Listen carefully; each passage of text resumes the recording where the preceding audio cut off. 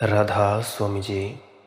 बाणी बाणी संत पलटू साहिब जी। आज की सत्संग वीडियो का विषय है, क्या व्रत उपवास करके भूखा प्यासा रहने से परमात्मा मिल जाता है। तो चलिए इसी विषय के संदर्भ में आज की सत्संग वीडियो आरंभ करते हैं।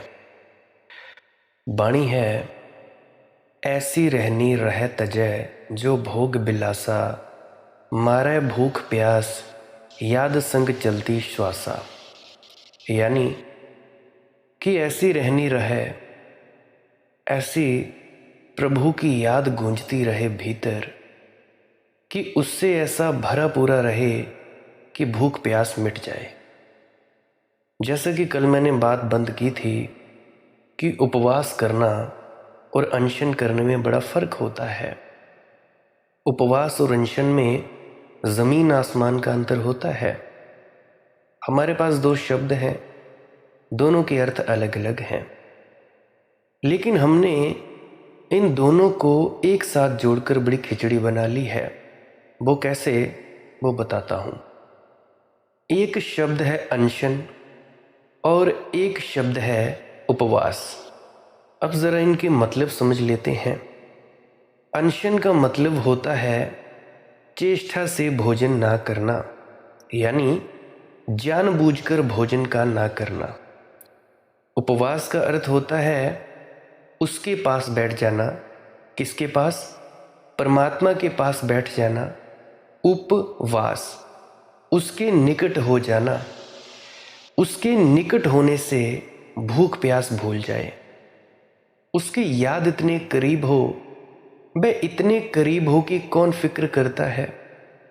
जब तुम्हारा कोई प्रेमी घर आ जाता है, मित्र घर आ जाता है, उस दिन तुम कहते हो छोड़ो, अब अभी पहले बातचीत हो ले, भोजन पीछे देखेंगे। रात तुम कहते हो कि अब रात भर बैठकर गपशप कर लें, आज सोना जाए तो जाए, कोई हर्जा नहीं। आज दो प्रेमी मिल बैठे हैं, ना भूख की फिक्र है ना नींद की फिक्र है। आज पुराने रस में डूब गए हैं। परमात्मा के तो पास होने का तो मतलब है परम प्यारा मिल गया, जन्मों जन्मों से खोया हुआ मिल गया। जिसे खोए अनंत काल बीत चुका था और जिसको हम तलाशते रहे वह मिल गया। उसके मिल जाने पर कहाँ भूख, कहाँ प्यास, कहाँ भोग, कहाँ बिलास, वे सहज भूले जाते हैं। ये जो सहज जीवन में त्याग फलित होता है, इसकी महिमा अपार है। तो क्या मतलब हुआ कि व्रत उपवास करने से परमात्मा नहीं मिलता। परमात्मा के जब पास बैठा जाता है तब व्रत उपवास खुद ब खुद हो जाता है। तुम अपने आप ही भोजन कम खाने लगते हो, तुम्हारा पेट भरा पूरा रहने लगता है। ऐसी रहनी रह तजय जो भोग विलासा, मारे जो भूख प्यास याद संग चलती श्वासा।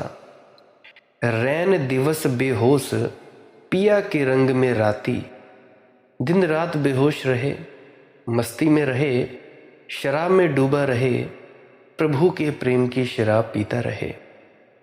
रैन दिवस बेहोश पिया के रंग में राती, उसका रंग छाया रहे, उसका ढंग छाया रहे, उसका गीत गूंजता रहे, उसकी मस्ती में झूमे नाचे, उसकी बांसुरी बजती रहे। उसकी बांसुरी के साथ तुम्हारे भीतर भी आनंद का कंपन चलता रहे। देखो भैया, अभी जैसा कि तुम लोग मुझे सुन रहे हो, सुनते सुनते करीब करीब आधा घंटा हो जाएगा, 45 मिनट हो जाएंगे, 1 घंटा हो जाएगा। तो जो व्यक्ति मुझे बिना किसी बुद्धि की काट छांट के सुनेगा, बिल्कुल आनंद मग्न शांतमय तरीके से अपने गुरु महाराज का नाम याद करते हुए मेरी वीडियो को बड़े ही शांतमय तरीके से सुनेगा, वो व्यक्ति तो रंगा जाएगा। क्योंकि जिस रंग में परमात्मा ने मुझे रंगा है, अभी ये उसी की ही वाणी है। मेरा क्या है, मेरा तो कुछ भी नहीं। मैंने तो अपने बाल तक नहीं बनाया, एक रोआ तक नहीं बनाया शरीर का, तो जो है सब उसी का है।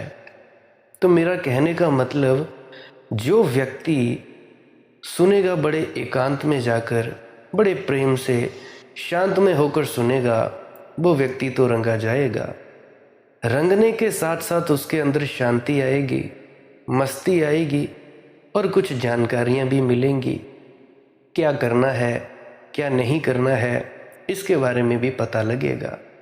कौन कौन सी वे गलतियाँ कर रहे हैं, इनके बारे में भी पता लगता है बहुत से शख्सियतों को। तो भाई ध्यान से सुना करो, मग्न होकर सुना करो, सब भूल जाया करो। 1 घंटा दुनिया को भूल ही जाया करो। अगर कोई काम धंधा कर रहा है फिर तो बात अलग है, परंतु 1 घंटा जो कोई भी मुझे सुने वो पूरी तरह से एकांत मन होकर, बिल्कुल शांतमय होकर सुने, तब फायदा होगा। किसी का भजन सिमरन नहीं बनता, बनने लगेगा, बनेगा क्यों नहीं, क्योंकि जो अमृत इसमें उड़ेला जा रहा है ये कोई साधारण अमृत नहीं है। ऐसा मत समझ लेना कि ये साधारण है, ये बात कुछ अलग की है, बात कुछ अगम्य की है, अगम्य देश की, अनामी देश की है जो तुम तक आ रही है। रैन दिवस बेहोश पिया के रंग में राती। अब ये फर्क समझना, साधारणतः जिनको तुम त्यागी कहते हो वे संसार का सुख छोड़ देते हैं और परमात्मा का सुख मिलता नहीं उन्हें, तो उनका जीवन बड़ा उदास हो जाता है। उनके जीवन में तुम उत्सव ना पाओगे, तुम ऐसा ना पाओगे कि कोई धुन बज रही है परम की, तुम ऐसा ना पाओगे कि कोई बीणा बज रही है। संसार में थोड़ी बहुत जो भागदौड़ थी वह भी चली गई। क्षण भंगुर था सुख, लेकिन था तो क्षण भंगुर। क्षण भंगुर भी ना रहा और शाश्वतता मिली नहीं। ये दो भी के गधे हैं, घर के ना घाट के। ये तुम्हारे तथाकथित महात्मा अक्सर ऐसी हालात में हैं। पलटू कहते हैं, पहले परमात्मा के रस में डूबना सीख लो, फिर संसार से निकलने में कोई बाधा नहीं आती। पहले शाश्वत तो पालो, क्षण भंगुर को छोड़ने में क्या रखा है, छूट ही जाएगा। पहले पानी तो पी लो, फिर भाग दौड़ कर लेना, फिर चले जाना जहां तुमने जाना हो। रैन दिवस बेहोश पिया के रंग में राती, उस प्यारे के रंग में डूबा रहे। भक्ति तो भगवान को ऐसे पीती है जैसे पियक्कड़ शराब को पीता है। कहते हैं जिस रात जीसस विदा हुए अपने शिष्यों से, उन्होंने दावत दी, आखिरी दावत। वह दावत बड़ी प्यारी है। उसमें उन्होंने हाथ से रोटी तोड़ी और अपने शिष्यों को बांटी, फिर अपने हाथ से शराब ढाली और अपने शिष्यों को बांटी। जब वे रोटी बांटते थे तो उन्होंने कहा, ख्याल रखना ये मेरा शरीर है। और जब उन्होंने शराब बांटी तो उन्होंने कहा, ख्याल रखना ये मैं हूँ। ये प्रतीक की बात है। परमात्मा को जो शराब की तरह पीने के लिए तत्पर है वही भक्त है। भक्त यानी पियक्कड़। भक्तों का जो जमाव है वह तो मधुशाला का जमाव है। आंख में मस्ती हो, पैर में नृत्य हो, हृदय में उत्सव हो। इसलिए मैं तुम सबसे कहता हूँ, तुम में से जितने भी मुझे सुन रहे हो, अगर कभी कभार तुम लोगों ने कोई नशा किया हो, शराब पी हो, कॉफ़ी पी हो, चाय का नशा करते हो, रोटी का नशा करते हो, तो भाई मेरी बात तुम लोगों के समझ में आ जाएगी। ये जो शराबी मुझे सुन रहे हैं अभी, कभी कभार शराब पी होगी या कोई भी नशा किया होगा, मेरी बात से पूरी तरह सहमत होंगे। शराब पी के सुध-बुध खो जाती है, बेहोश हो जाते हैं, सर घूमता है। ठीक उसी प्रकार से परमात्मा की जो शराब पी लेता है, घूमता तो सर उसका भी है, परंतु वह बेहोश नहीं होता, मदहोश होता है, बाहोश होता है। होश भी होता है और खुमारी भी होती है। पाँव कहाँ रखता है और कहाँ पड़ते हैं, किधर चलता है और किधर को जाता है, चलते चलते ही टकरा जाता है, परंतु बड़ी मस्ती होती है। एक शांति की आभा होती है उसके शरीर के 9 फीट के दायरे में, कम से कम 9 से 10 फीट। 9 से 10 फीट के घेरे के भीतर जो आ गया वह मस्त हो गया, वह रंगा गया। उसको व्यक्ति को अपूर्व शांति महसूस होती है उस संत से जिसने परमात्मा को पी लिया होता है। तो पलटू कहते हैं, रैन दिवस बेहोश पिया के रंग में राती, तन की सुधि है नाही पिया संग बोलत जाती। देखो कितनी बड़ी बात है। अपना तो होश ही नहीं रहा अब। अपना होश कहाँ? जब परमात्मा सामने खड़ा हो तो अपना होश कहाँ? तन की सुधि है नाही, तन की तो सुधि ही नहीं। अब अपना तो कुछ होश ही नहीं, अपने तन का तो कुछ पता नहीं।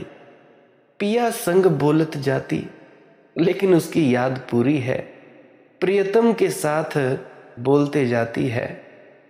बोलत जाती पिया संग याद, उसके साथ बात चल रही है, प्रार्थना चल रही है, पूजा चल रही है, अर्चना चल रही है। भक्त तो परमात्मा से ऐसे बात करता है जैसे सामने परमात्मा खड़ा हो, उसके साथ परमात्मा का संवाद चलता है। अपने को तो भूल जाता है, परमात्मा ही सामने होता है। रैन दिवस बेहोश पिया के रंग में राती, तन की सुधि है नाही पिया संग बोलत जाती। पलटू गुरु प्रसाद से किया पिया को हाथ। पलटू कहते हैं, सतगुरु की कृपा से परमात्मा को हाथ में कर लिया, किया पिया को हाथ। सोई सती सराहिए जरा पिया के साथ। लेकिन उसे साथ करने का उपाय है क्या?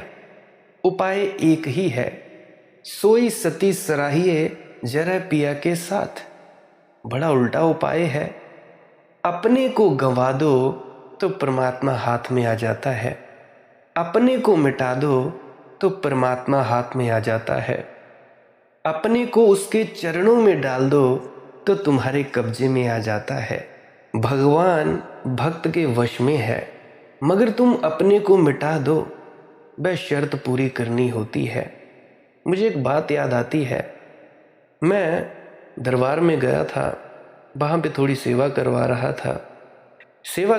था। फूलों को पानी दे रहे थे, तो पानी देते देते सभी फूलों को पानी दे दिया गया। जो मेरे साथ के साथी थे वो मुझसे सेवा करवाया करते थे, सेवा लेते हैं मुझसे वो, मैं सेवा करता हूँ। तो जब मैं पानी पूरी क्यारियाँ भर गई तो मैं क्यारियाँ को पानी भर गया, तो मैं सामने जो सफ़ेदे के वृक्ष लगे हुए थे, छोटे छोटे पौधे, तो मैं उनको देने लगा। तो वो कहने लगा, भाई इसको मत डाल। मैंने कहा क्यों भाई? कहता, भाई इनको उखाड़ने का दिल करता है और तू पानी डाल रहा है। मैं चुप रह गया। मैंने वो पाइप थी फिर से खींच ली, फिर से क्यारियों में डालने लगा। मैं अपने अंतर्मन में सोचने लगा कि वैसे तो ये व्यक्ति पूरा प्रेम में डूबा है, कहता है कि मैं डूबा हुआ हूँ, कहता है कि मेरी मैं मर गई है, पर मैं अंदर ही अंदर सोचने लगा कि ये काहे की मैं मरी? भला ये सफ़ेदे का जो छोटा सा पौधा है और ये फूल हैं, क्या इनमें कोई अंतर है? क्या ये दूसरे के हो सकते हैं? या ये जो पौधा दरबार में लग गया, छोटा सा पौधा, क्या ये अपना हो गया? और ये जो सफ़ेदे का पौधा है ये दूसरे खेत में लगा है, क्या ये पराया हो गया? मैं बड़ा अचंभित होता हूँ, बड़ा हैरान हुआ करता हूँ लोगों को देखकर। ये दुनिया बड़ी आश्चर्य से भरी हुई है। खैर, ये तो हुई बात। तो कहने का मेरा मतलब, तुम अपने को मिटा दो। दिखावे के लिए नहीं मिटाना है कि हमारा पूरा समर्पण है अपने गुरु को, कि सत्संग सेंटर में चले गए, डेरे में चले गए, या जहाँ जहाँ तुम्हारे अपने गुरु महाराज जी का शिविर है, कुछ भी है, तुम वहाँ पे चले गए तो वहाँ पे बड़ी सेवा भाव अर्चना करनी है। वहाँ पे ही नहीं, हर जगह वैसा ही करो। अगर तुम किसी डेरे में जाकर किसी की सहायता करना एक गुरु की सेवा मानते हो, तो अपने घर पे भी सेवा करो। चाहे तुम्हें प्रोत्साहन मिले ना मिले, कोई फर्क नहीं पड़ता। अपने घरों में भी इस तरह से रहो जैसे तुम किसी सत्संग सेंटर या डेरे में सेवा कर रहे हो। देखो भाई, सबसे बड़ा गुरुद्वारा जो है वो आपका अपना घर है, आपकी अपनी रसोई है। चाहे पुरुष खाना बनाता है, चाहे महिला खाना बनाती है, ये मैं एक के लिए नहीं कह रहा हूँ, दोनों के लिए बात कह रहा हूँ। अब पुरुष हैं, बाहर डेरों में काम करते हैं, सेवा करते हैं, कुछ भी करते हैं, बड़े प्रेम से बात करते हैं। घर में आ जाते हैं तो घर में वही किस तरह से बात करते हैं, नहीं भाई ऐसा नहीं करना है। जैसा तुम बर्ताव किसी डेरे या सत्संग सेंटर में करते हो, ठीक वैसा ही बर्ताव तुम अपने घर पे करो। जिस तरह से तुम बड़े प्रेम पूर्ण होकर किसी डेरे की कैंटीन में काम करते हो, गुरुद्वारा में रोटियां बनाने का कार्य करती हो महिलाएं, उसी प्रकार से अपने घर में खाना बनाओ। मैं कहता हूँ तुम्हारे घर में माहौल ना बने तो फिर मुझे कहना। तुम्हारे घर के माहौल ही इसीलिए ख़राब है। तुम लोग खाना बनाते हो या खाना परोसते हो। अब जो व्यक्ति हैं, पुरुष हैं, घर में आकर बेफालतू की बातें करते हैं। जो महिलाएं हैं, खाना बनाते वक्त बिल्कुल ही चिड़चिड़ी होकर खाना बनाती हैं। तो वो जो खाना सभी के पेट में जाएगा तो क्या सभी चिड़चिड़े नहीं होंगे? जड़ को पकड़ा करो। पत्तों को साफ करने से, पत्तों को पानी देने से कुछ ना होगा, जड़ पे वार करना होगा। जड़ क्या है? पति भी अपनी पूरी ड्यूटी निभाए, पत्नी भी अपनी पूरी ड्यूटी निभाए, क्योंकि आगे पत्नी जो घर का खाना बनाती है, रसोई तैयार करती है, बड़े प्रेम के साथ बनाया करे। हाथ जोड़कर प्रार्थना किया करे कि हे प्रभु, जो भी इस खाने को खाए वो शांत चित्त और मौन हो जाए और प्रेम पूर्ण हो जाए। उनमें एक ऊर्जा का एक अलग सा संचारण हो, एक अलौकिक ऊर्जा का संचारण हो, जिससे कि घर के सभी सदस्य परमात्मामय हो जाएं, भगवत स्वरूप हो जाएं। फिर देखना कैसे माहौल बनता है। अरे करके तो देखो, तुम लोगों के घरों में शांति बन जाएगी, कोई लड़ाई झगड़ा नहीं रहेगा। शांति की पहली सीढ़ी यही है। हो सकता है 15 दिन, 20 दिन, 30 दिन तुम लोगों को लगे कि कोई फ़र्क नहीं है, कोई फ़र्क नहीं लगा, परंतु थोड़े दिनों के बाद तुम लोगों को फ़र्क दिखाई देना ज़रूर मालूम पड़ेगा। क्योंकि जो पुराना कर्म किया है, पुराना जो तुमने चिड़चिड़े होकर रोटी सब्ज़ी बनाई है, या पुरुषों ने घर में गालियाँ वगैरह निकाली हैं, तो उसका असर तो रहेगा ना। कुछ दिन असर काटने को थोड़ा दिन तो लगेगा ना। तो इससे घबराना नहीं है कि कुछ हो क्यों नहीं रहा है। धीरे धीरे देखो, जीवन जीने की कला सीखा करो। ये नहीं कि डेरे में चले गए, सत्संग सेंटर में चले गए, राधा स्वामी बुला लिया, जय मस्तानी बुला लिया, जय जय बुला लिया, राम राम बुला लिया, राधे राधे बुला लिया, तो उससे कुछ हो जाएगा? नहीं भैया नहीं। मंदिर, मस्जिद, गुरुद्वारा, डेरे या किसी सत्संग सेंटर का माहौल और है, वो माहौल और है। वही माहौल तुमने घर को लेके आना है। जिस तरह से तुम वहाँ रहते हो, घर पे रहो। अपने बच्चों से बड़े प्रेम से पेश आओ। जिस तरह से तुम सत्संग सेंटरों या डेरों में जाते हो, मंदिरों में बात करते हो, बड़े प्रेम से रहा करो। तुमसे ही ये सोसाइटी बनेगी, समाज, और इस समाज से ही ये पूरा संसार बनेगा। ये पूरी धरती वसुधैव कुटुंबकम हो जाएगी। ये पूरी वसुधा, ये धरती एक परिवार की तरह हो जाएगी। यहाँ कोई काला है तो कोई गोरा है, कोई नीचा है तो कोई ऊंचा है, सब तुम्हारे अपने एक जैसे हो जाएंगे। इस तरह से जीवन जियोगे, इस तरह से करोगे, घर में माहौल बनेगा। मैं कहता हूँ तुम्हारे घर का हर जीव भजन सिमरन करने वाला हो जाएगा।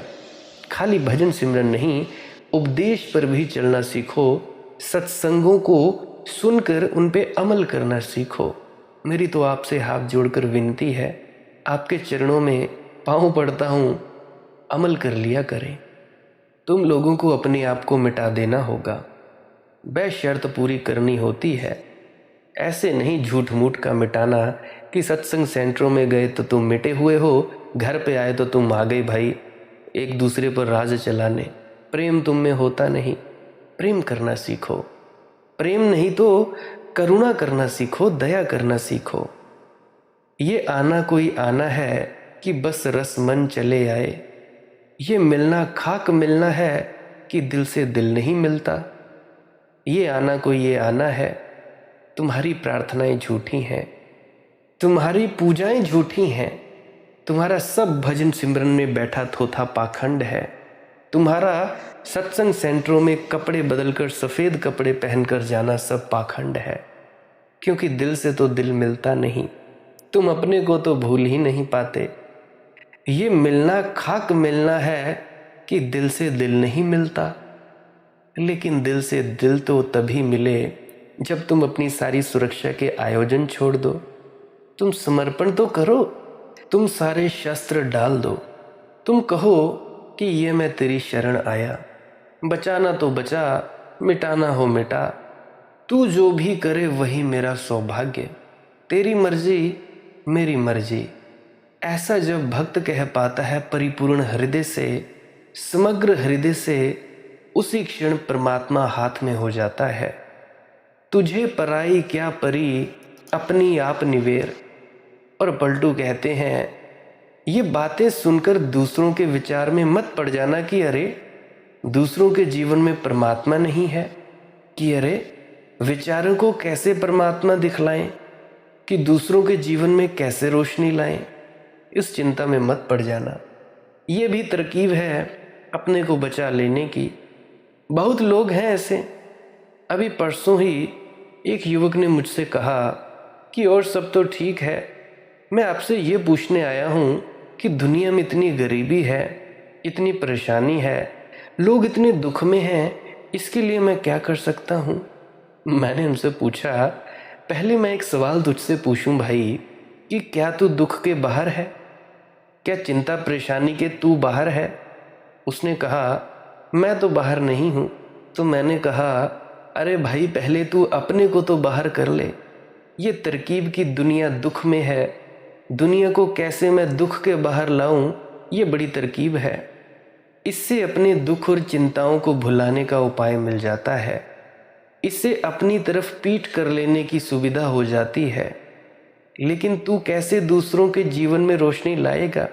मैंने उससे कहा, अभी तेरे जीवन में रोशनी नहीं है, तू कैसे दूसरों के बुझे दिए जलाएगा? अभी तेरा दिया बुझा है। अभी तो खतरा यह है कि तू किसी के जलते दिए को बुझा मत आना। तू बड़ी कृपा कर भाई, तेरी बड़ी कृपा होगी। अभी तो दूसरों की चिंता मत कर, तू पहले अपनी चिंता तो कर ले। घर से शुरुआत करो, अपने को बदलो। तुम बदल जाओगे तो तुम्हारे जीवन में ऐसी किरणें उठेंगी कि और लोग भी बदलेंगे। मगर दूसरों से शुरू मत करना। दूसरों से शुरू करने में बड़ा मजा मालूम होता है।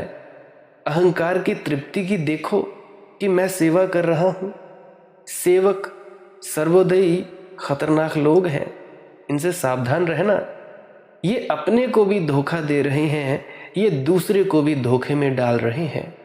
पहले तो किरण अपने भीतर उतार लो। पलटू कहते हैं, तुझे पराई क्या परी, अपनी आप निवेर। पहले अपनी तो सुलझा ले, अपनी तो निपटा ले।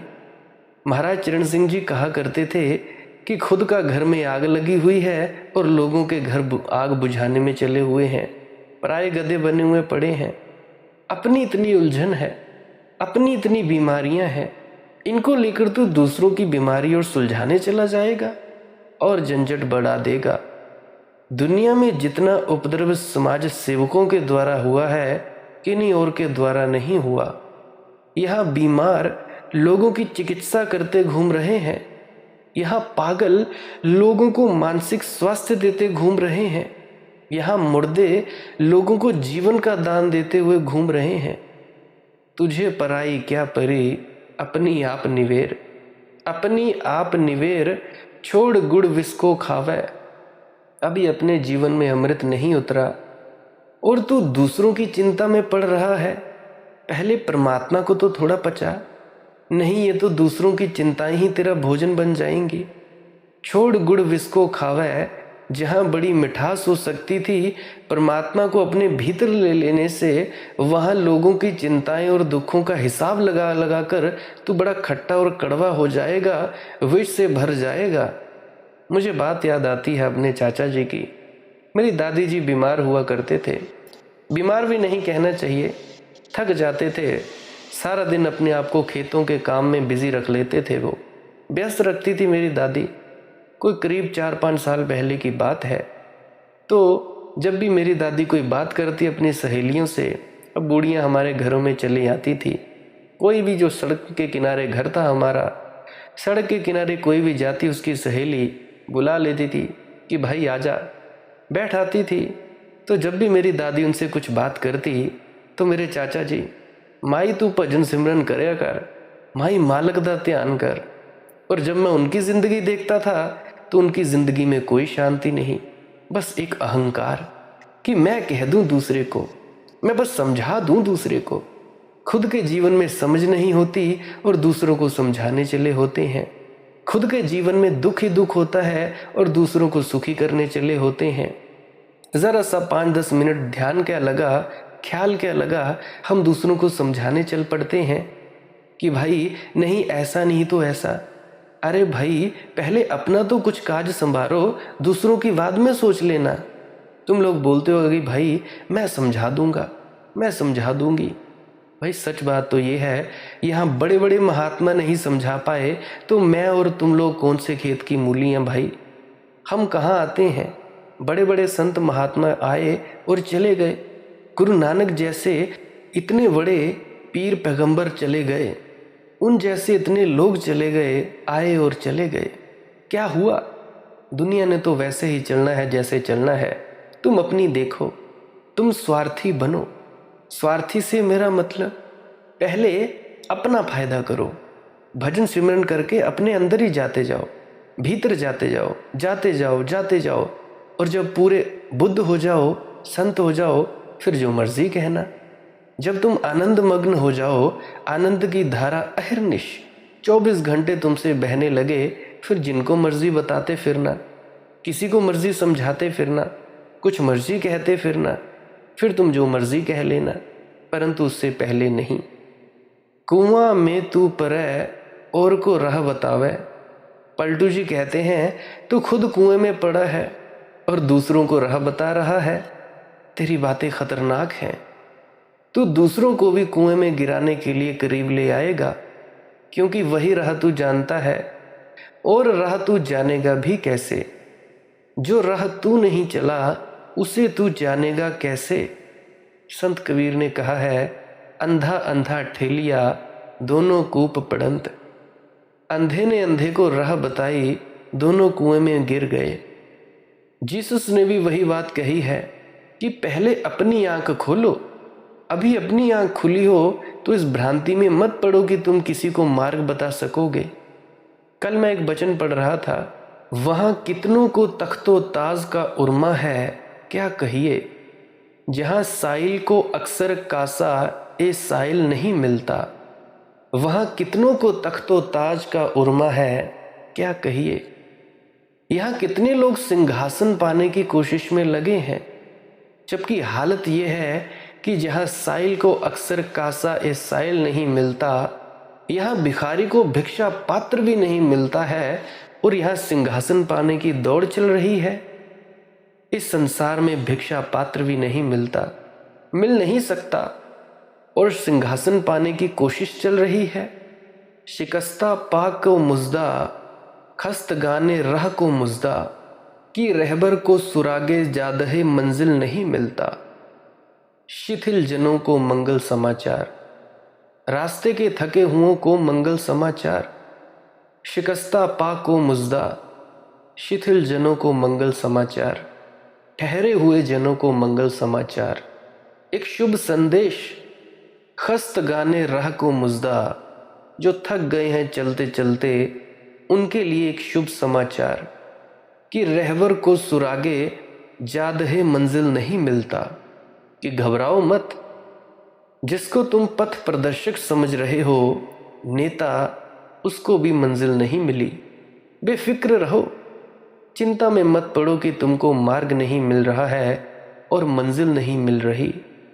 तुम्हारे महात्मा को भी नहीं मिली है, बेफिक्र हो जाओ। यह मंगल समाचार है, यह शुभ समाचार है कि तुम्हारे नेता को भी नहीं मिली। इस भ्रांति में मत पड़े रहो कि किसी को मिल गई है। तुम्हें जो ले चल रहे हैं उनको भी नहीं मिली है। बात तो पलटू साहिब जी बड़ी महत्वपूर्ण कर रहे हैं कि तुझे पराई क्या परी, अपनी आप निवेर, अपनी आप निवेर, छोड़ गुड़ विस्को खावे। कुआं में तू परै और को राह बतावे, और उनको उजियार मशालची जाए अंधेरे। ये बड़ी पुरानी उदाहरण है। मशालची होते थे, मशाल जली होती थी और मशाल को हाथ में लेकर चलने वाले को मशालची कहा जाता है। तो कहते हैं पलटू कि मशालची जब मशाल लेकर चलता है तो खुद अंधेरे में चलता है, क्योंकि मशाल की रोशनी तो पीछे होती है। कंधे पर रखे हैं मशाल, आग से जली हुई, तो मशाल की रोशनी तो पीछे पड़ती है। जो पीछे आ रहे हैं उनको कुछ दिखाई भी पड़े, लेकिन मशालची अंधेरे में चल रहा है। अब ये बड़े मज़े की बात है कि जिस मशालची को अंधेरे में पड़ रहा है चलना, वह कहाँ ले जाएगा भाई। मशाल भी उसके हाथ में हो तो मशाल तो मशालची को नहीं चलाती। मशालची चल रहा है और मशाल को कंधे पर रखे है, और मशाल की रोशनी देखकर दूसरे उसके पीछे चल रहे हैं, और मशालची खुद अंधेरे में चल रहा है। ये ऐसे ही है जैसे तुम फ़ोन की टॉर्च लाइट जलाओ, अपने पीछे की ओर कर दो, आगे तुम अंधेरे में चल रहे हो और पीछे के लोगों को दिखाई दे रहा है। अब जहाँ तुम जाओगे वहीं वहीं तो तुम्हारे पीछे के लोग चलेंगे। माना कि तुम्हारे हाथ में टॉर्च है, मोबाइल की टॉर्च है, परंतु तुमने आगे की बजाय पीछे रखी है, पीठ के पीछे रखी है ताकि पीछे लोग चल सकें। अब तुम गए गड्ढे में तो पीछे के लोग कहाँ जाओगे, गड्ढे में ही जाओगे ना। औरन को उजियार मशालची जाए अंधेरे, त्यों ज्ञानी की बात मया से रहते घेरे। ऐसे तुम्हारे तथाकथित पंडितों की बातें हैं। मशालें बड़ी लिए हैं, शास्त्रों का बड़ा बोझ है, सत्संग प्रीचर समझे बैठे हैं, कथावाचक समझे बैठे हैं, ब्रह्मज्ञानी समझे बैठे हैं, खुद माया से घिरे हैं, दूसरों को राह बता रहे हैं ब्रह्म तक जाने की। औरन को उजियार मशालची जाए अंधेरे, त्यों ज्ञानी की बात माया से रहते घेरे। बेचित फिरे कपूर आप तो खारी खावे, खुद तो खड़िया मिट्टी खाते हैं और बाजार में कपूर बेचते हैं। बेचित फिरे कपूर आप तो खारी खावे, घर में लागी आग दौड़ के घूर बुतावे। वह जो बाहर सड़क के किनारे घूरा है उसमें आग लग जाए तो दौड़कर उसको बुझाते हैं, और घर उनका खुद का जल रहा है। घर में लागी आग दौड़ के घूर बुतावे, बेचित फिरे कपूर आप तो खारी खावे। पलटू ये सांची कहे अपने मन का फेर, तुझे पराई क्या परी अपनी आप निवेर। पलटू कहते हैं सच कहता हूँ तुमसे, इसे याद रखना, भूल मत जाना। पलटू ये सांची कहे अपने मन को फेर। ये बड़ी मन की तरकीब है, ये मन का बड़ा जाल है, ये मन की बड़ी होशियारी है। मन मिटना नहीं जानता, तो वह तुम्हें अपनी परेशानियों से बचाना चाहता है। वह कहता है तुम्हारी क्या परेशानी है, देखो दुनिया में इतना दुख है, पहले इनको तो साथ दो। और मन बड़े अच्छे तरह खोजता है। मन कहता है ध्यान, प्रार्थना, पूजा ये सब तो स्वार्थ है। मेरे पास लोग आते हैं, कभी कॉल के माध्यम से, कभी व्हाट्सएप पर आ जाते हैं, वे कहते हैं ये तो स्वार्थ है, दुनिया में इतना दुख है और हम ध्यान करें, हम भजन सिमरन करें, समझ लो कि हम सुखी भी हो गए तो ये सुख तो बड़ा स्वार्थ है, दुनिया में इतना दुख है। मैं उनसे पूछता हूँ कि अगर तुम दुखी रहे, इससे दुनिया का दुख कुछ क्या कम होगा? दुनिया में दुख क्यों है? क्योंकि तुम दुखी हो, तो तुम दुख की किरणें फैला रहे हो, तुम दुख का जाल फैला रहे हो। दुनिया में दुख क्यों है? क्योंकि अधिक लोग दुखी हैं, इसीलिए दुख घना होता जाता है। अगर तुम एक आदमी भी सुखी हो जाओ तो तुमने दुनिया की बड़ी सेवा की। कम से कम दुनिया का एक हिस्सा तो सुख की किरणें फैलाएगा, एक तरफ से तो कम से कम सुख की श्वास उठेगी। फिर जिनको भी थोड़ी समझ है और जिनको भी सुख की तलाश है, वे तुम्हारी तरफ आने लगेंगे। तुम्हें जाना भी ना पड़ेगा, प्यासे कुएं की तरफ आने लगते हैं। और जब कुआं प्यासे की तरफ जाए तो ज़रा सावधान रहना। अगर कुआं प्यासे की तरफ जाए तो बहुत खतरा है। ये प्यासे की प्यास तो शायद ही बुझाए, प्यासे को कुएं में गिरा ले, इसी बात की संभावना है। अगर प्यासे को प्यास है तो वह कुआं ज़रूर खोजेगा। अगर लोग दुखी ही रहना चाहते हैं तो तुम कौन हो उन्हें सुखी बनाने वाले, और तुम कैसे बना सकोगे? अगर उन्होंने यही तय किया है कि उनको दुखी रहना है तो दुनिया में कोई उन्हें सुखी नहीं बना सकता। परमात्मा भी उन्हें सुखी नहीं बना सकता, नहीं तो परमात्मा ने अब तक सुखी बना ही दिया होता। परमात्मा तुम्हारी स्वतंत्रता का बड़ा आदर करता है। अगर तुमने तय किया है दुखी होना तो तुम्हारे तय के साथ है। तुमने जो तय किया तुम्हारे साथ है। ठीक है, तुम दुखी रहो, तुम्हारा चुनाव, तुम्हारी मालकियत है। जब तुम सुखी होना चाहोगे तभी सुखी हो सकोगे। अक्सर मैंने दो प्रेमी सज्जनों के बीच में देखा है, लड़का और लड़की। शुरू शुरू में उनको भीतर प्रेम होता है। प्रेम भी क्या कहूँ, आकर्षण ही होता है, एक दूसरे के प्रति खिंचाव। वही हार्मोन्स का डिसबैलेंस, हार्मोनल चेंजेस होते हैं, दिमाग में हार्मोन्स बदलते हैं तो भाई एक दूसरे के प्रति खिंचाव, और सोचने लगते हैं कि हमें बड़ा प्रेम हुआ। अद्भुत प्रेम होता है। एक दूसरे से बातें करते हैं, कभी कुछ करते हैं कभी कुछ करते हैं। कोई हंसाता है, दूसरा हंसती है, दूसरी हंसाती है तो लड़का हंसता है। शुरू शुरू में वे बड़े सुखी होते हैं, परंतु कुछ दिनों के बाद क्या होता है, 2 से 3 महीने बीतते हैं, एक दूसरे को रोका टोकी, यहाँ नहीं जाना वहाँ नहीं जाना, ये नहीं करना वो नहीं करना। अभी कई लोग तो, कई लड़के और लड़कियां तो जानबूझकर ही उदास होने का ढोंग करने लगते हैं। अजी मैं बीमार हूँ, ठीक कर दीजिए, मुझे सर में दर्द है, मुझे ये है, मुझे वो है। मैं ये नहीं कहता कि बीमारी नहीं होती होगी, परंतु कईयों में तो ऐसे ही बीमारी हो जाती है कि चलो थोड़ी सिंपैथी ले लें, थोड़ी सहानुभूति ले लें। तो जब तुम दुखी होने लगते हो तो दुखी होते होते तुम दूसरे को भी दुखी करते हो। अगर दूसरा व्यक्ति सयाना हुआ तो भाई तुम्हारे दुख के कारण तुम्हें छोड़कर चला जाएगा। यही तो होता है। आजकल के लड़के लड़कियों के जो रिश्ते हैं 6 महीने टिकते हैं, 6 महीने के बाद चकनाचूर, ज़्यादा से ज़्यादा 2-3 साल या कुछ उसके बाद। जैसे ही तुमने दुख पैदा करना शुरू किया तो सामने वाला तुम्हें छोड़कर चला ही जाएगा, क्योंकि सामने वाले व्यक्ति ने तुम्हें पसंद किया था तुम्हारे सुख के कारण, तुम्हारे सुख के कारण तुम्हें पसंद किया था। परंतु अब तुम उदास होने लगे, बताने लगे मेरे पेट में दर्द है, मेरा ये है, मैं बात नहीं कर सकता, ये नहीं हो सकता, वो नहीं हो सकता, तो तुम्हारे रिश्ते टूटते हैं। तो किसी भी रिश्ते को बनाए रखना है तो उसके लिए दोनों को सुखी रहना बड़ा ज़रूरी है। हंसते खेलते रहो, एक दूसरे को दुखी क्यों करते हो? सामने वाले क्या कम दुखी है? तो मैं क्या कहता हूँ कि भाई तुमने जो तय किया तुम्हारे साथ है। ठीक है, तुम दुखी रहो, तुम्हारा चुनाव, तुम्हारी मालकियत है।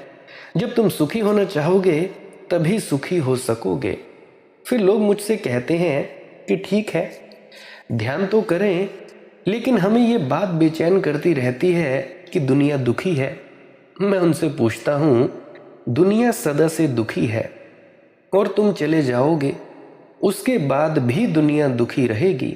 क्या तुम ये तय करके आए हो कि तुम्हारे जाने के बाद दुनिया को तुम सुख में छोड़ जाओगे या कि तुम छोड़ सकोगे? बुद्ध नहीं छोड़ गए, श्री कृष्ण नहीं छोड़ गए, श्री राम नहीं छोड़ गए, हज़रत मोहम्मद नहीं छोड़ गए, क्राइस्ट नहीं छोड़ गए। तुम्हारे क्या इरादे हैं? ये सारे लोग स्वार्थी थे। प्रार्थी तुम पहली दफ़ा पैदा हुए हो, लेकिन मन के बड़े फेर हैं। मन बड़े तर्क खोजता है। मन कहता है क्या ध्यान में पड़े हो? अरे दुनिया में इतना दुख है, पहले दुख तो अलग करो। बात जंचती भी है, तर्क समझ में भी आता है। इसी तर्क में पढ़कर तो लोग झंझटों में उलझे जाते हैं। दुनिया में दुख है, इस दुख में तुम्हारा भी हाथ है, क्योंकि दुखी आदमी दुख फैलाता है। दुखी आदमी दुख ही दे सकता है। जो तुम्हारे पास है वही तो दोगे, जो तुम्हारे पास नहीं है उसे कैसे दोगे? दुखी आदमी विवाह शादी करेगा तो पत्नी को दुख देगा, बच्चे उसके होंगे तो बच्चों को दुख देगा। दुखी पत्नी पति को दुख देगी, बच्चों को दुख देगी। ये परिवार दुख का हो जाएगा। ये परिवार जिन जिन से जुड़ेगा उनको दुख देगा, ये पड़ोस को दुखी कर देगा। ऐसे दुख फैलता चला जाता है। दुनिया में अगर सुख लाना हो, दिया जलाओ ध्यान का। प्रार्थना का, पूजा का, अर्चना का। इस स्वार्थ को पूरा करो। सबसे पहले अपनी सेवा करो, फिर तुमसे बड़ी सेवा हो सकेगी।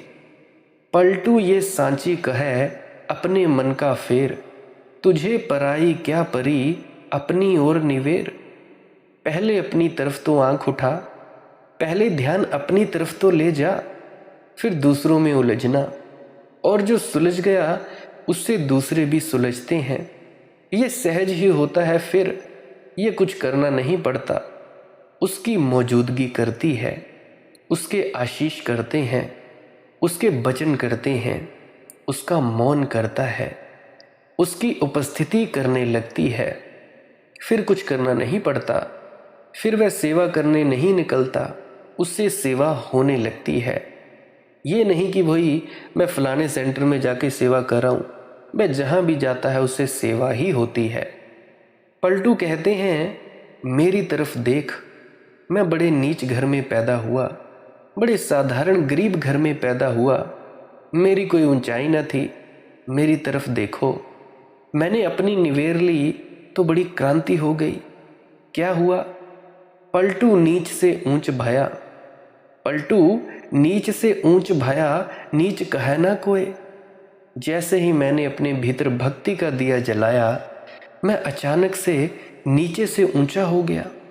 कहाँ गड्ढे में पड़ा था, कहाँ शिखर पर विराजमान हो गया, कहाँ अंधेरे में टटोलता फिरता था और राह न मिलती थी, और कहाँ बिजली चमक गई, रोशनी हो गई और सारी राह खुल गई। पलटू नीच से ऊंच भा, नीच कहे ना कोई। अब मैं चकित होता हूँ कि मुझे साधारण आदमी के लोग पैर आकर पड़ते हैं, मेरे पैरों पर सिर रखते हैं। बड़े बड़े अमीर राजा, बड़े प्रतिष्ठित लोग मेरी सलाह लेने आते हैं। मुझे हैरानी होती है, क्योंकि मैं तो वही हूँ पलटू, साधारण सा आदमी। मेरा इसमें क्या, ये महिमा परमात्मा की है। मेरे चरणों में थोड़े ही सिर झुकाते हैं वे मेरे माध्यम से परमात्मा को सिर झुकाते हैं। और कल अगर मैं इनकी सहायता करने गया होता तो इनके द्वार से ही लौटा दिया गया होता। इनके द्वार पर भी मुझे प्रवेश नहीं मिल सकता था। सहायता तो दूर, ये मेरा शब्द भी सुनने को राजी ना होते। आज क्या हो गया, कैसी महिमा। पलटू नीच से ऊंच भा, नीच कहे ना कोय, नीच कहे ना कोय, गए जब से शरणाई। और जब से प्रभु के शरण गए, जब से गए शरणाई, जब से उसके चरणों में सिर को रख दिया, तब से कोई मुझे नीच नहीं कहता। लोग मुझे भी ऊंचा कहने लगे। उस ऊंचे के साथ जुड़कर मैं भी ऊंचा हो गया। उस आनंदित के साथ जुड़कर मैं भी आनंदित हो गया। उस परम उत्सव के साथ जुड़कर मेरे जीवन में भी नाच आ गया, सुगंध आ गई।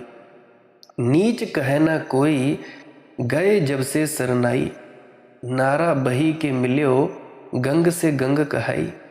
मैं तो नाले जैसा था, पलटू जी कहते हैं, गंदा नाला था, जैसे गंगा में मिल गया। और जब से गंगा में मिल गया, मेरी भी पूजा हो रही है।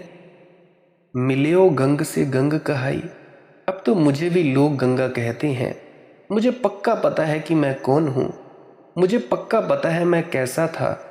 मुझे वे सारे दुर्दिन पता है, वे सारी लंबी अंधेरे की यात्राएं, जन्मों जन्मों के पाप कर्म मुझे सब पता है। लेकिन सब क्षण में धुल गया। नारा बही के मिल्यो, गंग में गंग कहाई। पारस के प्रसंग, लोह से कनक कहावे। ये पारस का साथ हो गया, लोहा कंचन हो गया। तुम परमात्मा का साथ खोज लो पहले, तुझे पराई क्या परी अपनी आप निवेर। पारस के प्रसंग, लोह से कनक कहावे। आग मह जो परै, जरै आ गई होई जावे। और जब से मैं उसमें जल गया, जब से मैं उसकी आग में उतर गया, जब से मैं उस प्यारे की अग्नि को समर्पित हो गया, तब से ही मैं आग ही हो गया। तब से पलटू नहीं रहा, परमात्मा ही है। बही बोलता, बही उठता, बही चलता, पलटू तो खो गया। सोई सती सराहिए, जरा पिया के साथ। पलटू कहते हैं, मैं तो जल गया उस प्यारे के साथ। मैंने तो उस प्यारे की अग्नि में अपने को समर्पित कर दिया है। मैं क्या जला, मेरी सब उलझनें भी जल गईं। मैं क्या जला, मेरी सब समस्याएं भी जल गईं। मैं क्या जला, मेरे सब पाप भी जल गए। मैं क्या जला, मेरा सब अतीत भी जल गया। मैं निष्कलंक, निष्कपट, निशुद्ध, निर्विकार होकर प्रकट हुआ। पारस के प्रसंग लोह से कनक कहावै, आग मह जो परੈ जरै आग हुई जावै। राम का घर है बड़ा सकल, ऐगुन छिप जाई। पलटू कहते हैं, ये तो जाना तब पता चलता है राम का घर इतना बड़ा है, सब पाप छिप जाते हैं। राम की महिमा इतनी बड़ी है कि उसके साथ जुड़ के ही सब पाप मिट जाते हैं। आदमी अपनी समस्याओं को सुलझा नहीं सकता। आदमी सुलझाता है तो और समस्याएं उलझती हुई चली जाती हैं। आदमी की समस्याएं सुलझती हैं सिर्फ उस पारस के साथ जुड़ जाने से। पलटू गुरु प्रसाद से किया पिया को हाथ, सोई सती सराहिए जरे पिया के साथ। उसको भर हाथ कर लो, फिर अपने से सब हो जाता है। जीसस ने कहा है, तुम प्रभु को खोज लो, फिर शेष सब अपने से आ जाता है। और उसे बिना खोजे तुम कुछ भी खोजते रहो, कुछ भी हाथ ना आएगा। सिर्फ जीवन गंवाओगे, अवसर गंवाओगे। राम का घर है बड़ा सकल, ऐगुन छिप जाई। जैसे तिल को तेल, फूल संग वास वसाई। देखते हैं ना, फूल के पास तिल को रख दो तो फूल की बास तिल में समा जाती है, फिर तिल का तेल बन जाता है। तेल में भी बास आती है, मगर फूल के संग। कहीं कोई खिला हुआ फूल हो, उसके संग हो जाओ। सत्संग कर लो, तुम में भी वह फूल बस जाएगा, वह सुगंध वस जाएगी। पलटू गुरु प्रसाद से किया पिया को हाथ, तो फिर ऐसी सुवास बस जाएगी जो एक बार बस जाती है तो फिर जाती नहीं, फिर उड़ती नहीं। कितनी ही उड़े बढ़ती ही जाती है, कितनी ही बंटे बढ़ती ही चली जाती है। शाश्वत झरना मिल जाता है, जैसे तिल को तेल, फूल संग वास वसाई। भजन केर प्रतापते तनमन निर्मल होए। पलटू नीच से ऊंच भा, नीच कहे ना कोय। भजन केर प्रतापते, सिर्फ भजन के प्रताप से, कुछ और किया नहीं, उसका गीत भर गाया है। कुछ और किया नहीं, सिर्फ उसके रंग में रंग कर नाचे हैं। कुछ और किया नहीं, सिर्फ उसकी मस्ती की शराब पी है। रैन दिवस बेहोश पिया के रंग में राती। तन की सुधि है नाही, पिया संग बोलत जाती। भजन का अर्थ, अपना तो होश खो गया, सिर्फ परमात्मा की प्रार्थना का होश रहा है। भजन केर प्रताप ते, और उस भजन के प्रताप से सब निर्मल हो गया है। इसे समझना। ज्ञानी कहता है, निर्मल होना पड़ेगा तब परमात्मा मिलेगा। भक्त कहता है, परमात्मा मिल जाए तो निर्मलता आ जाए। फर्क समझ लेना। ज्ञानी कहता है, चेष्टा करनी पड़ेगी, पाप काटने पड़ेंगे, कर्म मल धोना पड़ेगा, रग रग साबुन से घिस घिस कर सफाई करनी पड़ेगी। जन्मों जन्मों का कचरा है, काटना पड़ेगा, खुद ही काटना पड़ेगा। जब सब तरह से शुद्धि हो जाएगी तो फिर प्रभु का मिलन है, तो फिर सत्य का दर्शन है। भक्त क्या कहता है? भक्त कहता है, अपने किए से ये होगा। और भक्त ने बड़ा महत्वपूर्ण प्रश्न उठाया, क्या अपने किए से ये होगा? अपने किए से तो ये कचरा पैदा हुआ, अपने किए से तो ये जन्म जन्म का दुख और पीड़ा और अंधकार पैदा हुआ। अपने किए से उजाला क्या होगा? अपने किए से ये क्या गंदगी कटेगी? जिस अहंकार के कारण यह गंदगी पैदा हुई, वही अहंकार क्या साबुन बन सकेगी? भक्त कहता है, भरोसा नहीं आता। भक्त कहता है, मैं अपने को भली भांति जानता हूं। अगर मेरे किए ही मुक्ति होनी है तो फिर मुक्ति होनी ही नहीं है। मुझे तो कोई उठा ले, मुझे तो कोई पिया का हाथ मिल जाए। इस गड्ढे में गिरने में तो मैं कुशल हूं, इससे निकल मैं सकूंगा अपने आप, ये मुझे भरोसा नहीं है। निकलने की कोशिश में और गिरता जाऊंगा। भक्त कहता है, मैंने अपने पर श्रद्धा खो दी है। जन्मों जन्मों का अनुभव साफ कह रहा है कि मैं अपने पर क्या श्रद्धा करूं। अब तो सिर्फ एक ही चमत्कार मुझे उठा सकता है, परमात्मा मुझे उठा सकता है, तो मैं उठूंगा। तो मैं क्या करूं? इस गड्ढे में पड़ा हुआ भक्त कहता है, भजन करूंगा, उसे पुकारूंगा, उसकी सहायता चाहिए। ये जो भी तुम लोग भजन सिमरन करते हो, ये तुम्हारा परमात्मा को पुकारना है। अगर पुकार ही नहीं होगी तो भाई आएगा कहाँ से? तुम कह देते हो अपने गुरु से कि आप ही करवाएंगे। अरे भाई वो कैसे करवाएगा?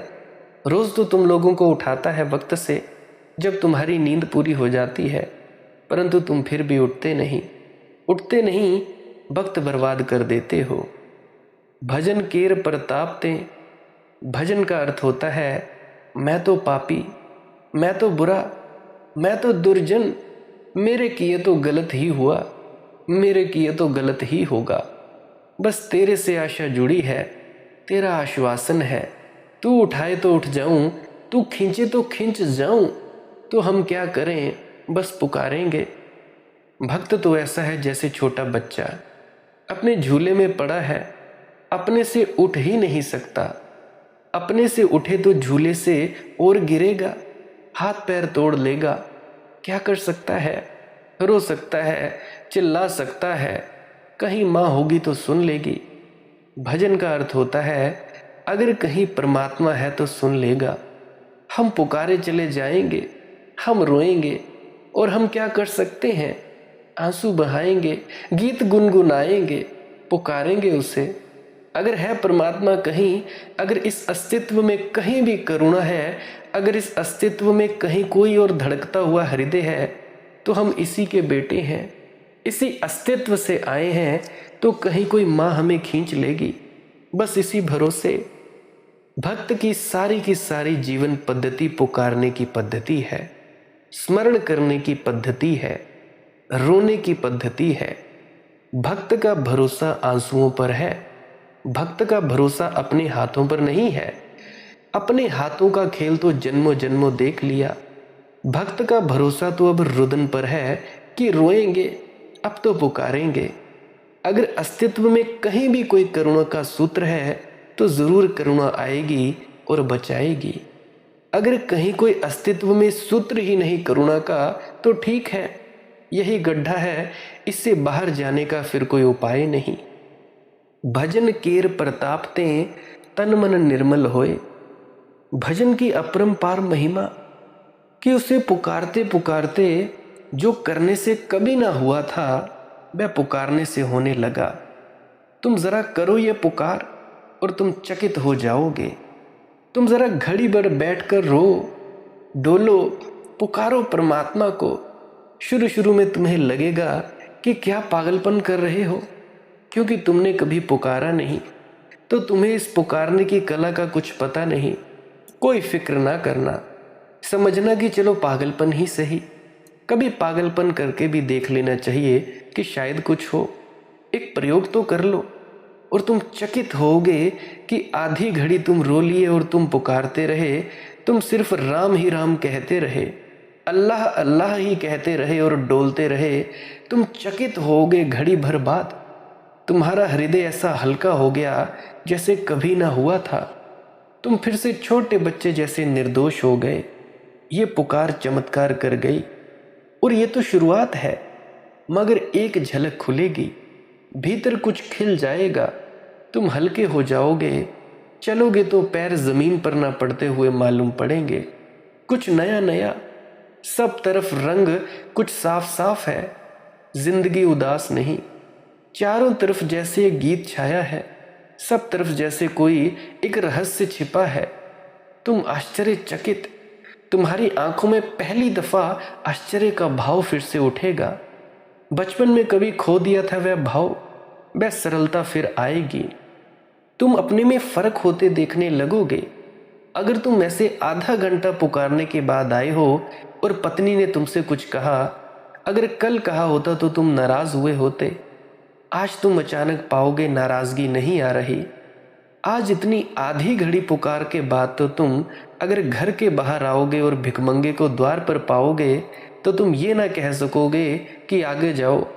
तुम फर्क पाओगे। तुम्हारा मन होगा कुछ दे दे। तुम्हें इतना मिला सिर्फ पुकारने से, ये भी पुकार रहा है। कौन जाने तुम्हारे हाथ से ही परमात्मा से कुछ देना चाहता है। तुम्हारा देने का मन आज सरल होगा, सहज होगा। तुम दुकान पर बैठकर पाओगे कि ग्राहक को उतनी आसानी से नहीं लूट रहे हो जैसे कल तक लूट रहे थे। रोज रोज तुम फर्क पाओगे। 2-4 महीने में तुम पाओगे तुम्हारे कलुष धुल गए, जो तुम धो धोकर भी नहीं धो सकते थे।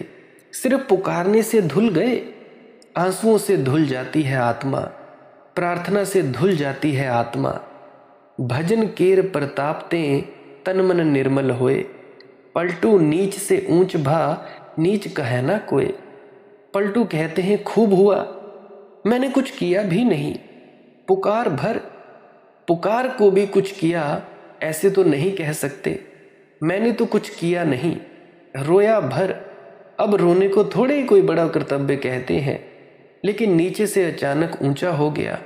किसी ने खींच लिया गड्ढों से, बिठा दिया शिखर पर। इस सूत्र पर ख्याल रखना, सोई सती सराहिए जरे पिया के साथ। जरे पिया के साथ सोई है नारी सियानी। रहे चरण चित लाए, रहे चरण चित लाए एक से और न जानी। जगत करे उपहास पिया का संग न छोड़े। प्रेम की सेज बिछाए मेहर की चादर ओढ़े। ऐसी रहनी रहे तजय जो भोग बिलासा। मारे भूख प्यास याद संग चलती श्वासा। रैन दिवस बेहोश पिया के रंग में राती। तन की सुधी है नाही पिया संग बोलत जाती। पलटू गुरु प्रसाद से किया पिया को हाथ। सोई सती सराहिए जरा पिया के साथ। इसमें आ गया प्रार्थना का सारा सूत्र। इसमें आ गया भजन का सारा सार। मस्ती, बेहोशी, मद मस्ती, प्रभु से चर्चा, बात, संवाद, पागलपन और दीवानापन। और दूसरे की फिक्र छोड़ो, नहीं तो प्रार्थना ना कर पाओगे। और प्रार्थना हो जाए तो दूसरे की सेवा तुमसे अनायास हो सकेगी। पहले तो अपने को जोड़ लो प्रभु से, फिर तुम सेतु बन जाओगे बहुतों के लिए। बहुत तुम्हारे सेतु से गुजरेंगे और प्रभु से जुड़ेंगे। पहले तुम आनंदित हो जाओ, फिर बहुतों को तुमसे आनंद की किरण मिलेगी। पहले तुम नाचो, फिर बहुतों के जमे थमे पैर, सड़ गए पैर पुनः नाच से भर जाएंगे, पुनः जीवंत हो जाएंगे। पहले तुम उत्सव से भर जाओ, फिर तुम बहुतों की आंखों में उत्सव के दिए जला दोगे। बहुत प्राण तुम्हारे साथ नाचेंगे, रास रचाएंगे, लेकिन पहले तुम। शुरुआत वहां से। और घबराओ मत। ये मत सोचो कि मैं इतना नीचा आदमी, मैं ऐसा पापी आदमी, मुझसे क्या होगा। ठीक है, तुमसे कुछ होने वाला नहीं है, लेकिन तुम पुकार तो सकते हो, भजन सिमरन के लिए बैठ तो सकते हो। कितने ही गहरे गड्ढे में कोई गिरा हो, क्या पुकार भी नहीं सकता? और कितने ही पाप में कोई पड़ा हो, क्या रो भी नहीं सकता? आंख में आंसू तो हैं, पर्याप्त है, इतने से ही बात हो जाएगी। पलटू नीच से ऊंच भा नीच कहे ना कोई, नीच कहे ना कोई, गए जब से सरनाई। जिस गड्ढे में हो उसी को मंदिर बना लो, वहीं सिर झुका लो। उसी गड्ढे में बिछा दो नमाज का कपड़ा, वहीं झुक जाओ। भजन केर प्रतापते तन मन निर्मल होए। पलटू नीच से ऊंच भा नीच कहे ना कोई। यही घड़ी आज ही हो सकती है। पुकारो, ये बात आज ही घट सकती है। रो, ये बात अभी हो सकती है। कोई तुम्हें सीढ़ी नहीं लगानी, तुम जहां हो वहीं परमात्मा का हाथ पहुंच जाएगा। लेकिन तुम्हारे बिना पुकारे परमात्मा तुम्हारे जीवन में बाधा नहीं देता, तुम्हारी स्वतंत्रता की सुरक्षा रखता है। तुम्हारी स्वतंत्रता के प्रति बड़ा समादर है उसका। तुम नरक जाने को स्वतंत्र हो, तुम स्वर्ग जाने को भी स्वतंत्र हो। नरक जाने में तुम्हें चेष्टा करनी पड़ती है, स्वर्ग जाने में तुम्हें निश्चेष्ट होकर पुकारना पड़ता है। वही है भजन का सार सूत्र। निश्चेष्ट होकर पुकारो, अपने पर भरोसा छोड़कर पुकारो। कहो कि मेरे किए तो जो भी हुआ वह गलत, अब तो तू आ जा। चुपचाप बैठ जाना है, आंख बंद करके बैठ जाना है, बस पुकारना है उसे। पुकारने की विधि तुम्हें तुम्हारे सद्गुरुओं ने बताई है। ये भजन और सिमरन, सिमरन है कुछ शब्दों का जाप करना, ताकि तुम्हारा मन एकाग्रचित हो जाए, ताकि भूमि तैयार की जाए। मन को एकाग्र कर लोगे, मान लो तुमने 20 से 25 मिनट सिमरन कर लिया, जपते गए जपते गए जपते गए, तुम्हारा मन एकाग्र हो गया। फिर क्या करना है? दूसरा कदम, शब्द धुन सुननी है और प्रकाश देखना है। अगर शब्द धुन और प्रकाश ना देखा सुना जाए, फिर सिमरन के शब्दों को बंद करके बस चुपचाप मौन होकर बैठे रहना है। अपने आप से सब होगा। तो ये 2 कदम है, सिमरन और भजन। और एक और प्रक्रिया बताया करता हूँ, श्वास क्रिया, सांसों की प्रक्रिया। नाक से सांस लेना है और मुंह से छोड़ना है। वैसे भी तुम लोग सारा दिन सांस लेते हो तो बड़ी धीमी धीमी सांस लेते हो। गहरी सांस लेनी है। नाक से सांस लिया, पेट भर गया, फेफड़ा भर गया और मुंह से एकदम से छोड़ दिया। याद रखें, रोकनी नहीं है सांस। जैसे ही सांस अंदर की, वैसे ही बाहर कर देनी है। ऐसे ही तुम लोग 15 से 20 मिनट करो। 20 मिनट जैसे ही तुम रुके, उसी अवस्था में बैठे रहना है जिस अवस्था में तुम बैठे होते हो। आंख बंद कर लेनी है। अपने आप ही तुम्हारा ध्यान तीसरी आंख पर या तीसरे तिल पर चला जाएगा। अपने आप ही तुम्हारे भीतर रोशनी भी दिखाई देगी और शब्द धुन भी सुनाई पड़ेगी। तुम शांत हो जाओगे, एकाग्रचित्त हो जाओगे, विनम्र हो जाओगे। इस प्रक्रिया का प्रयोग वो भी कर सकते हैं जो व्यक्ति नींद से परेशान है, नींद नहीं आती, जिनको दिमागी प्रॉब्लम है, कोई समस्या है, कोई भी जिनको याददाश्त कम है, वो भी इस प्रक्रिया का इस्तेमाल कर सकते हैं। बच्चे कर सकते हैं। अगर इस प्रक्रिया को ध्यान के साथ जोड़ा जाए तो यह प्रक्रिया आध्यात्म में मदद करती है। अगर ध्यान के साथ ना जोड़ा जाए, फिर तो आप जो नॉर्मल ज़िंदगी है आपकी, उसमें फ़ायदा ले सकते हो। कभी कभी क्या होता है, इस प्रक्रिया को करते करते शरीर कांपता है, तो यह कांपता ही है, उसकी आप लोगों ने चिंता नहीं करनी है। आगे पीछे, लेफ्ट राइट दाएं बाएं घूम सकता है शरीर, चिंता नहीं लेनी है। मरने का डर लग सकता है, उसकी भी चिंता नहीं लेनी है। जो होता है होने देना है। तो ये थी प्रक्रिया। कर कौन नहीं सकता इसको? जो प्रेग्नेंट लेडीज़ है इसको बिल्कुल ना करें। जिनको दिल की बीमारी है, सांस की बीमारी है, 1-2 सांसें लेकर देखें। अगर दर्द हो, कहीं कुछ दिक्कत परेशानी हो, फिर इस प्रक्रिया को बिल्कुल ना करें। तो यह है श्वास क्रिया, यह है परमात्मा को पुकारने की प्रक्रिया। तो भाई पुकारा करो, 10-10 मिनट, 20-20 मिनट रोज़ रोज़ पुकारा करो। पुकार तुमने करनी है, तुम्हारी बजाय सद्गुरु ने तो नहीं करनी है। सद्गुरु ने पुकारा, उसे मिल गया, अब बारी तुम्हारी है पुकारने की। तो रोज़ रोज़ पुकारा करो। मेरे ख्याल से आज बहुत कुछ बोल चुका हूँ। आज का सत्संग वीडियो यहीं समाप्त होता है। अगर किसी का कोई प्रश्न हो तो भाई चरणों में आपके विनम्र प्रार्थना है, पुरानी सत्संग वीडियोज़ अवश्य सुने। फिर भी कोई प्रश्न हो, कमेंट सेक्शन में लिख सकते हैं। इंस्टाग्राम, टेलीग्राम, फेसबुक, वहाँ पे सर्च करें मालिक की मौज सत्संग। वहाँ पे आप जी अपना प्रश्न छोड़ सकते हैं बेझिझक। कोई भी पर्सनल सवाल हो आपका जो आप सभी के सामने नहीं पूछ सकते, तो वहाँ पे पूछ सकते हैं। उससे पहले एक विनम्र प्रार्थना फिर से बोल रहा हूँ, पुरानी कम से कम 50 से 60 वीडियोज़ अवश्य सुनिए। पुरानी वीडियोज़ सुनोगे तब आपको आपके प्रश्नों के जवाब मिलते हुए मालूम पड़ेंगे। हो सकता है मेरे साथ बात ही ना करनी पड़े, क्योंकि मेरे साथ बात करने में भी आपका वक्त बर्बाद होगा। आप जब तक कुछ और कर सकते हो, आप अपने भीतर जा सकते हो। मुझ जैसे साधारण मनुष्य से बात तो ऐसे ही है जैसे भाई तुम्हारा बड़ा कीमती समय बर्बाद करना। तो भाई कीमती समय को बर्बाद नहीं करना है, पुराने सत्संग वीडियोस को सुनना है, उनको सुनते सुनते लीन हो जाना है। जैसा मर्जी चाहे आप इन वीडियोस का प्रयोग ले सकते हो, प्रश्नों के जवाब के लिए, आप अपने भ्रमों को मिटाने के लिए, अपने भीतर उतरने के लिए, जैसा मर्जी आप चाहो। लाइक कर सकते हैं इस वीडियो को। अगर आप जी को कुछ भी सीखने को मिला हो, कमेंट सेक्शन में राधा स्वामी ज़रूर लिखें। सब्सक्राइब कर सकते हैं इस चैनल को अगर रोज़ रोज़ नए नए सत्संग सुनना चाहते हो। 5 बजे से लेकर 7 बजे तक सत्संग डलता है, तो आप जी बड़ी खुशी से उसको सुन सकते हो। शेयर भी कर सकते हो किसी ज़रूरतमंद के साथ अगर आपको लगता है कि किसी को वाकई ज़रूरत है इस वीडियो को सुनने की। बाकी आपकी मौज है। अगर किसी से ना भी ये लाइक शेयर सब्सक्राइब ना हो तो वो चिंता ना लिया करें, वो ऐसे ही वीडियो सुन लिया करें। ये नहीं कि वो चिंता में ये हो जाए कि भाई मैंने कहा था वो काम आपसे हुआ नहीं, इसकी कोई चिंता नहीं लेनी है। आप मुझे इतने अंत तक सुनते हो, इसके लिए आपका बहुत बहुत शुक्रिया, बहुत बहुत धन्यवाद। आप सभी को बहुत बहुत प्यार। अंत में आप सभी के भीतर बैठे परमात्मा को प्रणाम करता हूँ। मेरा प्रणाम स्वीकार करें। राधा स्वामी जी।